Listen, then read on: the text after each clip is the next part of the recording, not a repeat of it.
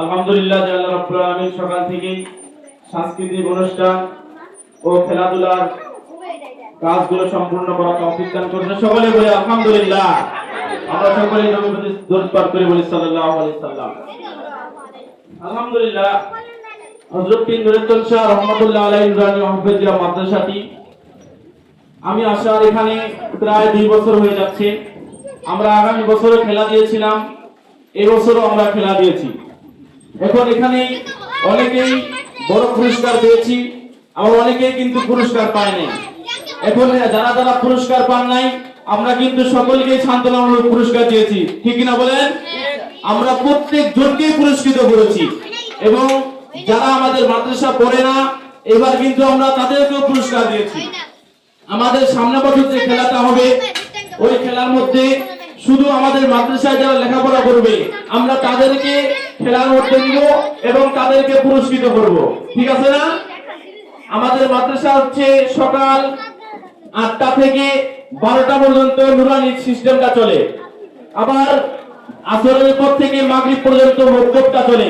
তোমরা যারা স্কুলে পড়ো 1 থেকে 6, 7, 5, 8 পর্যন্ত তোমরা সকলে আসরের পরে আসবা। আসর থেকে মাগরিব পর্যন্ত একদম বিনামূল্যে ফ্রি এই মাদ্রাসার মধ্যে লেখাপড়া করানো হয় বর্তমান। এই জন্য তোমরা যারা স্কুলে পড়ো তোমরা প্রত্যেক দিন আসর থেকে মাগরিবে মাদ্রাসায় এসে লেখাপড়া করবা। এবং যারা আমাদের মাদ্রাসায় পার্মানেন্ট ছাত্রী তুমি নুরানির মধ্যে পড়ো তোমাদের 8টা থেকে 12টা পর্যন্ত প্রত্যেক দিন নিয়মিত মাদ্রাসায় আসতে হবে। এই জন্য আমাদেরকে সব সময় বেশি করে মাদ্রাসায় আসতে হবে, কোনোদিন মাদ্রাসা ছুটি করা যাবে না। একটু ঝড় বৃষ্টি আসলে আমরা মাদ্রাসা আসি না, একদিন মাদ্রাসা না আসলে অনেক বড় ক্ষতি, ঠিক না? একদিন একটা ছাত্রীর মা আসছে, আমি ছাত্রীর মাকে বললাম দেখেন আপনার মেয়ে কালকে আসে নাই, ম্যাডাম একটা জিনিস লেখাইছে সেপ্টেম্বর লেখা।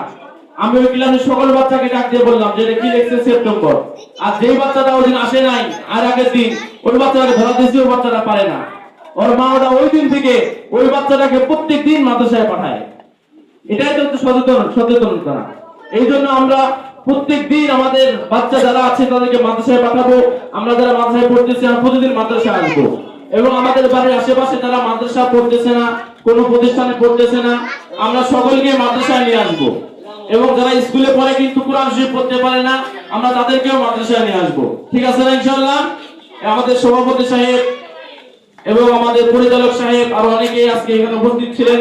আমি সকলকে ধন্যবাদ কৃতজ্ঞতা জানিয়ে এখানে শেষ করতেছি। আসসালামু আলাইকুম ওয়া রাহমাতুল্লাহ।